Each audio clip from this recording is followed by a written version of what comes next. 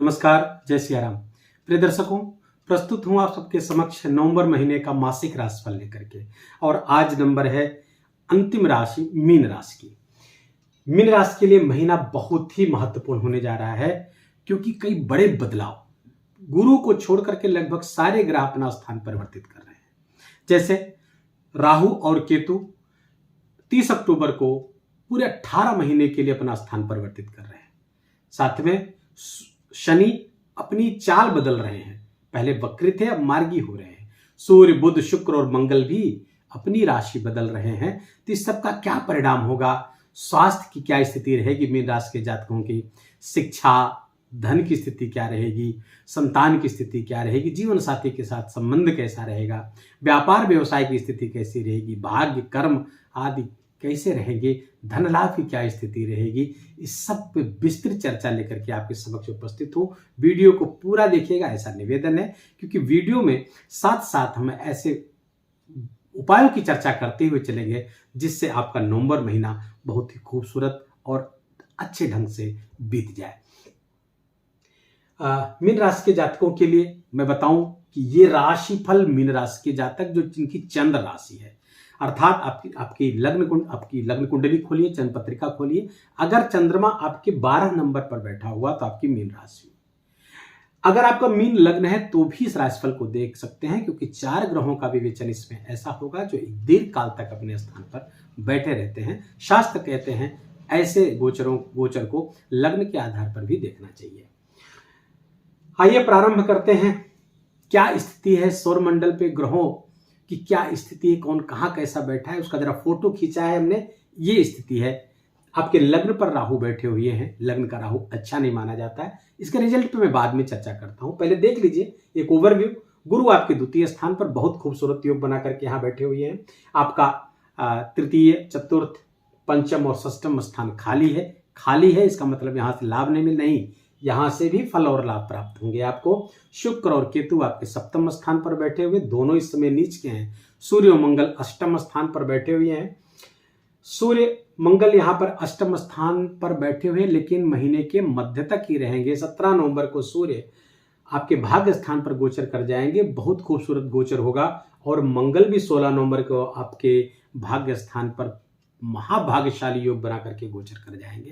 ये बहुत ही खूबसूरत गोचर है। और 6 नवंबर को बुध यहां पर पहले ही गोचर कर जाएंगे। दोनों लोग पहले तो 6 नवंबर तक यहां रहेंगे बुध, और 6 नवंबर के बाद यहां चले जाएंगे। शुक्र पहले 3 नवंबर तक आपके छठे स्थान पर बैठे रहेंगे, 3 नवंबर को गोचर करके यहां पहुंचेंगे। और केतु पहले ही 30 अक्टूबर को यहां पहुंच जाएंगे। तो युति यहां पर बनेगी। आपका 10वां स्थान, एकादश स्थान खाली है, कोई ग्रह नहीं है। और शनि आपके 12 स्थान पर अपनी मूल त्रिकोण राशि पर बैठे हुए हैं। आइए देखते हैं इनका रिजल्ट क्या होगा। आपके स्वास्थ्य की स्थिति अगर देखें, पहले हेल्थ इज वेल्थ, स्वास्थ्य सबसे बड़ा धन है आपका। स्वास्थ्य सुख है तो सब सुख है, और स्वास्थ्य सुख नहीं है तो सब सुख बेकार है।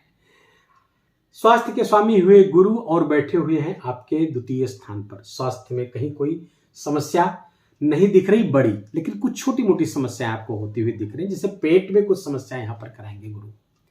धन लाभ की स्थिति में भी नहीं आ रहा हूं, यही गुरु बहुत धन लाभ भी करा रहे हैं।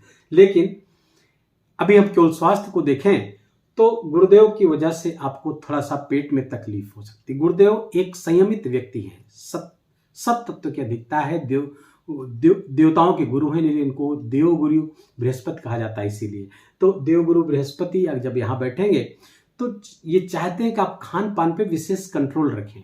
क्या खाना है क्या नहीं खाना है, इसका विशेष आप अंतर करें और तदनुसार आचरण करें, अन्यथा आपके पेट में तकलीफ हो सकती, प्लस आपकी वेट आपका बढ़ सकता है। वेट बढ़ने की पूरी संभावना है, चर्बी बढ़ सकती है। अगर आप डायबिटिक हैं यहाँ पे, क्योंकि गुरु की दृष्टि शुक्र के घर पर पड़ रही अष्टम स्थान पर, तो इस कारण से अगर आप डायबिटिक हैं मीन राशि के जातक, उनको बहुत सावधान रहना है। और अगर आप खान पान में नियंत्रण नहीं रखें तो ये गुरु आपको मई तक डायबिटिक बना देगा। डरा नहीं रहा हूं, सावधान कर रहा हूं। खान पान का विशेष आपको ध्यान रखिए। बाकी आपके कहीं से कोई समस्या होती हुई स्वास्थ्य पे नहीं दिख रही है। थोड़ा सा यहाँ के जो षष्ठे हैं, रोग स्थान के जो स्वामी हैं, वो इस समय नीच के होकर के चलेंगे 3 नवंबर से लेकर के 17 नवंबर तक। अभी तक नीचत्व भंग हो रहा, जब तक 3 नवंबर तक शुक्र यहाँ बैठे थे तो नीचत्व भंग हो रहा था उनका, क्योंकि एक दूसरे का घर परिवर्तन करके बैठे थे। सूर्य शुक्र की राशि पे और शुक्र सूर्य की राशि पर बैठे थे। इसे ज्योतिष शास्त्र में तात्कालिक मैत्री कहा जाता है। लेकिन 3 नवंबर को शुक्र को यहाँ गोचर, सप्तम गोचर करते ही वो तात्कालिक मैत्री का योग भंग हो जाएगा, जिससे सूर्य नीच के हो जाएंगे और नीच के फलस्वरूप यहाँ पर थोड़ा सा आपके स्वास्थ्य में हड्डी से संबंधित समस्याएं दे सकते हैं, चर्म रोग दे सकते हैं, दाहिनी आंख में आपको समस्या दे सकते हैं। इसलिए यहां पर थोड़ा सा सावधान रहने की आपको आवश्यकता है। लेकिन यही सूर्य हर्ष नामक विपरीत राजयोग भी तो बना रहे हैं, तो लाभ भी कराएंगे, नुकसान बहुत मिनिमाइज हो जाएगा, लेकिन थोड़ा बहुत नुकसान आपको देखने को समस्या मिल सकती है। और 2 पापक ग्रहों की युति यहाँ पर मध्य तक रहेगी, तो थोड़ा एक्सीडेंट योग बना हुआ है, चोट चपेट का भय बना हुआ है, घाव लगने की संभावना बनी हुई है, रक्त बहने की संभावना बनी हुई है, हड्डी टूटने की भी संभावना बनी हुई है। यद्यपि यहाँ पे हर्ष नामक विपरीत राजयोग में है सूर्य, तो हो सकता है हड्डी न टूटे, लेकिन चोट चपेट का भय लगातार बना रहेगा। इसलिए सावधानी से गाड़ी वगैरह आप चलाएं। आगे आते हैं, यह हो गया स्वास्थ्य। दूसरा आते हैं शिक्षा स्थान पे। शिक्षा स्थान के स्वामी बनते हैं आपके चंद्रमा, और चंद्रमा हर 2.25 दिन पे राशि परिवर्तित कर दे रहे हैं। तो इस महीने आपका कुछ दिन के लिए शिक्षा में मन लगेगा, तो कुछ दिन के लिए नहीं होगा। जब चंद्रमा यहाँ आएंगे, अब चंद्रमा का आप अगर विवेचन करने लगेंगे तो वीडियो 1 घंटे का हो जाएगा। तो वो वीडियो बहुत लंबा हो जाने की डर से तो मैं चंद्रमा को नहीं लेता हूं। अन्यथा चंद्रमा की गति अगर लें तो फिर आपका हर 2 दिन का हाल में बता सकता हूं, हर 2 दिन पे आपके साथ क्या होगा। लेकिन चंद्रमा की स्थिति जब लेंगे तो दैनिक राशिफल में लिया जाता है, मासिक राशिफल में चंद्रमा की स्थिति का बहुत विचार नहीं होता है। फिर भी यहाँ पर चूंकि आपके शिक्षा के स्वामी ही हैं, तो थोड़ा सा लेंगे कि 2-3 दिन पे आपका मन शिक्षा से हट सकता है। खासकर चंद्रमा जब यहाँ आएंगे तो थोड़ी परेशानी शिक्षा में हो सकती है या मन हट सकता है। बाकी अच्छा है, क्योंकि कोई राहु की दृष्टि यहाँ पे चूंकि पड़ रही है, तो भी थोड़ा सा मन भटकाव रहेगा और कंटिन्यू रहेगा। अब इसको सही करने के लिए आपको निरंतर गायत्री मंत्र का जप हो, सूर्य भगवान को जल दें, हनुमान चालीसा का को पाठ करें आप, तो आपका शिक्षा में अथवा पढ़ाई लिखाई में आपका मन लगा रहेगा। संतान संबंधी कुछ समस्याएं आती हुई यहाँ पे दिख रही हैं, क्योंकि राहु की दृष्टि पड़ेगी तो संतान कंफ्यूज्ड होगी,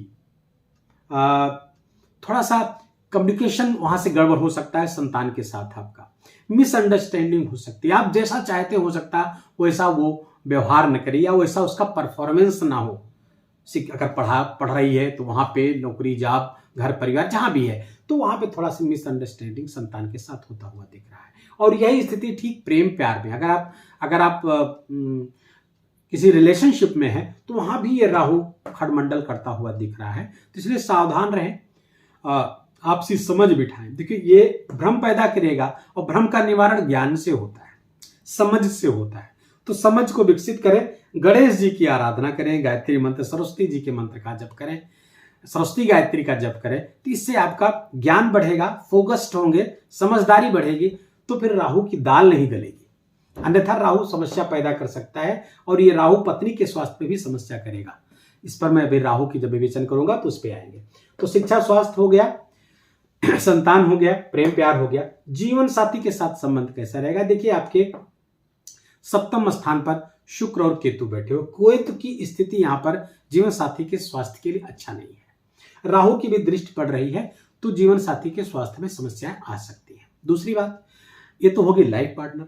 आपके बिजनेस पार्टनर, आपका बिजनेस अगर पार्टनरशिप में साझेदारी में है, तो यहां पर ये केतु समस्या करते हुए दिख रहे हैं, और शुक्र भी चूंकि नीच के हैं, तो ये दोनों युतियां साझेदारी के व्यापार व्यवसाय में भी समस्याएं कर रही हैं। तो थोड़ा सा यहां पर सावधान रहना होगा। हालांकि कुछ एक अच्छी स्थिति है। 6 नवंबर को व्यापार व्यवसाय के कारण भाग्य स्थान पर चले जा रहे हैं, तो भाग्य से आपका व्यापार व्यवसाय अच्छा चलेगा।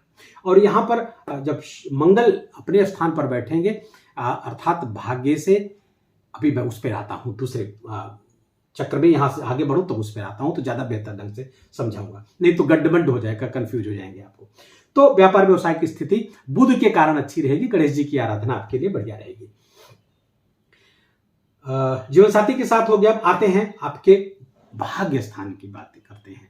भाग्य स्थान का स्वामी मंगल है, वृश्चिक राशि का स्वामी मंगल है, और मंगल 16 नवंबर से यहां आएंगे। लेकिन उसके पहले आपके अष्टम स्थान रहेंगे, अपने घर से द्वादश पहुंचेंगे।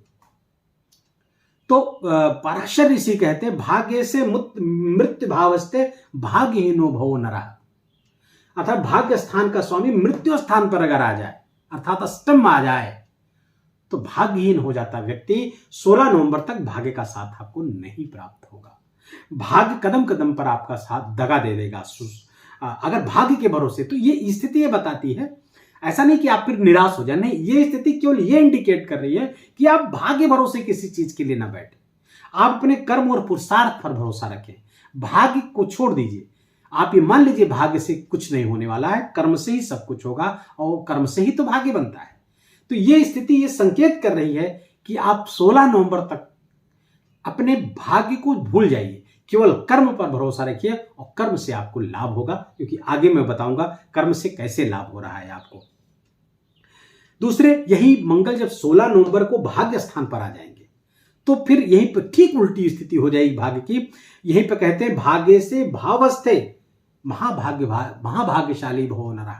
तो यहां महाभाग्यशाली बना दे रहे, वही मंगल जो भाग्यहीन बना रहा था 16 नवंबर से आपको महाभाग्यशाली बना देगा। भाग्य का भी साथ आपको मिलने लगेगा, कर्म का साथ मिल जाएगा, भाग्य का साथ मिल जाएगा, पुरुषार्थ का साथ मिल जाएगा। तो फिर कहना ही क्या साहब।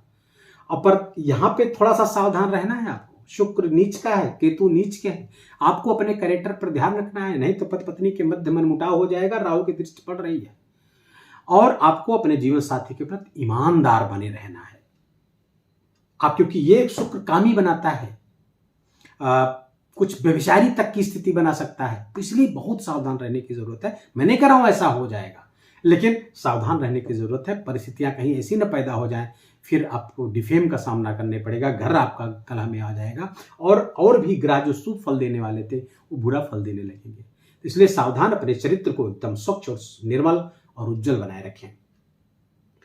अब आते हैं भाग्य की स्थिति होगी। भाग्य पे यहां पर जब सूर्य बैठेंगे और बुध चूंकि यहां पे आ जा रहे हैं 6 नवंबर को, तो सूर्य मंगल बुध की युति ये बहुत ही जबरदस्त योग देगी। सूर्य मंगल की युति यहां पर आपको भू संपत्ति का मालिक बनाएगी, क्योंकि मंगल की चतुर्थ दृष्टि यहां पे व्यय बढ़ाएगी, और 7वीं दृष्टि भाई बहनों का सुख सहयोग प्राप्त कराएगा, पराक्रम पुरुषार्थ में वृद्धि करेगा। लेकिन 8वीं दृष्टि जब यहां पड़ेगी तो माता के स्वास्थ्य में कुछ समस्या देगी, लेकिन भूमि भवन वाहन का सुख भी देगी। भूमि आप खरीद सकते हैं, प्रॉपर्टी का काम करते हैं तो भूमि के खरीद विक्रय से आपको बहुत लाभ होगा। और दूसरे, वाहन आज खरीदने के योग बनते हुए दिख रहे हैं, लेकिन माता के स्वास्थ्य के प्रति हमेशा सावधान आपको रहना होगा। अब आते हैं आपके कार्यक्षेत्र में। कार्यक्षेत्र के स्वामी बनते हैं आपके गुरु अपने घर से बैठे हुए हैं 5वें, पंचम गुरु बैठे, दशम से पंचम, बहुत अच्छा योग है। और बैठे कहाँ हैं? धन योग पे, धन स्थान पर बैठे हुए हैं। तो आपके देखिए क्लियर कैसे हो रहा है, भाग्य का साथ, कर्म का साथ, और फलता धन वृद्धि, कोष में वृद्धि। तो ये लाभ, ये बहुत जबरदस्त लाभ है। भाग्य और कर्म का संयोग होते हुए आपको बहुत सारे लाभ कराते हुए दिख रहे हैं। गुरुदेव की 5वीं दृष्टि आपके स्वास्थ्य को सही करेगी, रोग ऋण शत्रुओं को समन करने में आपका सहयोग करेगी। अगर आपका कोई ऋण है, कोई रोग है, कोई शत्रु है, उससे निपटना चाह रहे हैं, तो गुरु की दृष्टि आपको बहुत ही मदद करेगी। और हर्ष नामक विपरीत राजयोग भी सूर्य यहां पर बना के बैठेंगे, उससे भी आपको लाभ होगा। दूसरी बात, व्यापार व्यवसाय में आपको थोड़ा सा सावधान रहना है पैसा कहीं लगाने में, खासकर स्टॉक मार्केट में वगैरह में पैसा लगाने में सावधान, क्योंकि शुक्र यहां से द्वादश बैठे हैं और नीच के होकर बैठे हैं। तो शेयर मार्केट वगैरह से लाभ आपको होता हुआ नहीं दिख रहा है, कुछ नुकसान होने की संभावना है। तो बहुत सावधान रहने की आपको आवश्यकता है। खासकर शुक्र जब तक यहाँ विराजमान है, 29 नवंबर के बाद फिर आपको लाभ देंगे। जब ये आपके अष्टम पहुंचेंगे तो बहुत बड़ा लाभ कराएंगे। ये दिसंबर माह में होगा, दिसंबर माह की राशिफल जब देखेंगे तब उसमें ये प्राप्त होगा। खासकर 29 नवंबर तक तो बिल्कुल कहीं पैसा आप शेयर मार्केट वगैरह में नहीं लगाइएगा, SIPs में नहीं लगाइएगा, वो समस्याएं कारक हो सकता है। शनि यहाँ पर आपके द्वादश स्थान पर बैठे हैं। द्वादश स्थान पर बैठ करके यहाँ विमल नामक विपरीत राजयोग बना रहे हैं। तो 2 राजयोग तो काम करना शुरू कर दे। हर्ष नामक विपरीत राजयोग, विमल नामक विपरीत राजयोग, और दूसरे मंगल यहाँ बैठेंगे तो पद्म सिंहासन योग, महाभाग्यशाली योग बना करके बैठेंगे। तो कुल मिलाकर के ये योग काफी अच्छा हो गया, और गुरु की दृष्टियां जहां से भी गड़बड़ होने की संभावना है उसको संभाल रही हैं। और कर्म क्षेत्र पर भी गुरु की दृष्टि यहां से पड़ेगी, 7वीं दृष्टि। कर्म आपका अच्छा होगा, कार्य व्यवसाय अच्छा होगा, नौकरी में प्रमोशन आदि की संभावना बनेगी, और कोई नया प्रोजेक्ट आपको प्राप्त हो सकता है। शनि यहाँ पर आपको विदेश से जुड़ करके अगर आप कोई काम करते हो वहां लाभ दिलाएगा, क्योंकि शनि यहाँ पर बैठ करके द्वादश स्थान के ही स्वामी है। तो ये बहुत बढ़िया योग है विदेश से लाभ लेने का। अगर एमएनसीज में काम करते हैं आप मल्टीनेशनल कंपनी में काम करते हैं, या फिर एक्सपोर्ट इंपोर्ट का कोई काम है, या विदेश से जुड़कर कोई भी काम करते हैं, कोई जरूरी नहीं आप अब्रॉड ही जाएं समुद्र पार करके, आप अपने घर से काफी दूर रह करके अगर काम करेंगे तो वहां से भी आपको लाभ होगा। अन्य स्टेट्स में जाकर काम करेंगे वहां से भी लाभ आपको होता हुआ यहां से दिख रहा है। ये रहा नवंबर माह के राशिफल। उपाय के रूप में आप एक तो 7.5 मीन राशि के जातकों के लिए चल रही है, और राहु भी आपके लग्न में बैठेंगे तो स्वास्थ्य संबंधी समस्याओं के साथ में गृहस्थ जीवन में भी समस्या क्रिएट कर रहे हैं। मानसिक चिंताएं बनी रहेगी, इससे नहीं नकारा जा सकता। कई तरह की मानसिक चिंताएं शिक्षा, संतान, जीवन साथी आदि से, व्यापार व्यवसाय से भी आती हुई दिख रही हैं आपको। इसलिए हनुमान चालीसा का पाठ आपके लिए अमोघ है, और कम से कम 11 बार पाठ करिए हनुमान चालीसा का पाठ। सुंदरकांड का पाठ कर सके तो और भी उत्तम हो जाएगा। रात में 8-9 बजे के बाद सुंदरकांड का आप नित्य पाठ करिए, अद्भुत इसका लाभ होगा। और कोई उपाय करने की आवश्यकता नहीं, हनुमान चालीसा और सुंदरकांड ही आप करते रहिए, जीवन आपका इतना सुंदर होगा जिसकी आप कल्पना नहीं कर सकते हैं। जो ज्योतिष में दिख भी नहीं रहेगा, दिख नहीं रहा होगा, वो भी लाभ आप तक खींच कर ले आएंगे हनुमान जी महाराज। तो ऐसे ये उपाय आप करिएगा। दूसरे, हम इस दीपावली पर्व पे एक विशेष अपील आप सबके साथ है, क्योंकि धनतेरस से लेकर के और भैया दूज तक ये 5 दिन का दीपावली पर्व होता है। इस बीच 108 बार श्री सूक्त का पाठ करिएगा। कोई कमेंट कहीं किया था कि समझ में नहीं आ रहा कोई किसका पाठ करना। श्री सूक्त आप गूगल करिएगा तो श्री सूक्त आपको मिलेगा। श्री सूक्त 16 श्लोकों का एक सूक्त है ऋग्वेद का, उसका पाठ करिएगा। दीपक जला लीजिएगा, गाय के घी का दीपक जला लीजिए। नहीं मिलता गाय के घी का दीपक तो सामान्य घी का दीपक जला लीजिए, प्रयास करिए मिल जाए तो बहुत अच्छा है। और धूप जला लीजिएगा लाल पुष्प माँ को अर्पित करके। शाम के समय, नहीं शाम को समय मिलता दिन में कर लीजिए, कोई समय का बाउंडेशन नहीं है। तो आप उसका 108 पाठ करिएगा। 22-23 पाठ अगर रोज करेंगे 5 दिन में तो 108 से अधिक हो जाएगा, और ये इतना अद्भुत लाभ करेगा, आपकी समस्त आर्थिक समस्याएं अगले दीपावली तक समाप्त हो जाएंगी। इस पाठ को आप जारी भी रख सकते हैं, रोज कम से कम 3-5 पाठ करते रहिए। 16 श्लोक पढ़ने में कितना समय लगता है। तो श्री सूक्त का पाठ आपके लिए अद्भुत लाभ करेगा और आपकी दीपावली को बहुत मंगल कर देगा। बहुत मन से इस त्योहार को आप मनाइएगा। करवा चौथ भी 1 नवंबर को है, तो ऐसी माताएं बहनें जो करवा चौथ रखेंगे उनको पहले से शुभकामनाएं, मंगल कामनाएं। आज के लिए बस इतना ही। ये वीडियो कैसा लगा, हमारा बताने का तरीका आपको सार्थक लगा हो, आपकी समझ में आया हो, ज्योतिष को पूरे प्योर फॉर्म में आपके सामने रख सकने में अगर मैं सक्षम हुआ हूं तो अपना प्यार भरा लाइक और कमेंट करना ना भूलिएगा। कमेंट में जय सिया राम अवश्य लिखिएगा। कोई समस्या है तो अपने बर्थ डिटेल के साथ एक समस्या पूछिए, हम उसका उत्तर देर सवेर जरूर देंगे। इस चैनल पर आपका प्रथम आगमन है, नए हैं तो इस चैनल को सब्सक्राइब कर लीजिए। अभी तक सब्सक्राइब नहीं किया है तो भी सब्सक्राइब कर लीजिए। ऐसे वीडियो आपको निरंतर आते रहेंगे। आज के लिए बस इतना ही। बहुत बहुत मंगल कामनाओं के साथ जय सिया राम।